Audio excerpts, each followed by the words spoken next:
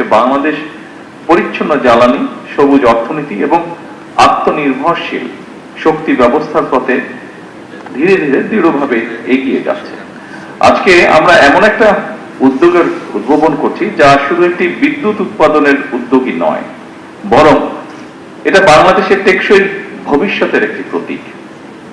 জাতীয় সংসদ ভবনে 1 মেগাওয়াট রুফটপ সৌর বিদ্যুৎ ব্যবস্থার উদ্বোধনের মাধ্যমে আমার মনে হয় একটা বার্তা বোধহয় আমরা স্পষ্টভাবে দিতে পারবো। সেটি হচ্ছে বাংলাদেশ পরিচ্ছন্ন জ্বালানি, সবুজ অর্থনীতি এবং আত্মনির্ভরশীল শক্তি ব্যবস্থার পথে ধীরে ধীরে দৃঢ়ভাবে এগিয়ে যাচ্ছে।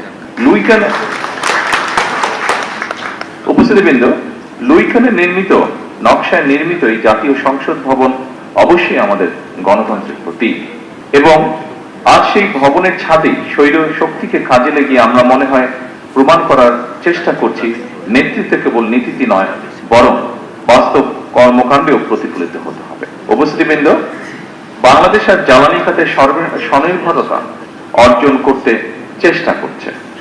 আমাদের অর্থনীতি সম্প্রসারিত হচ্ছে, শিল্পায়ন বাড়ছে, বিদ্যুতের চাহিদা দ্রুত গতিতে বৃদ্ধি পাচ্ছে। কিন্তু একই সঙ্গে আমাদের অবশ্যই স্বীকার করতে হবে, জলবায়ু পরিবর্তনের অভিঘাতে বাংলাদেশ বিশ্বের অন্যতম একটি ঝুঁকিপূর্ণ দেশ।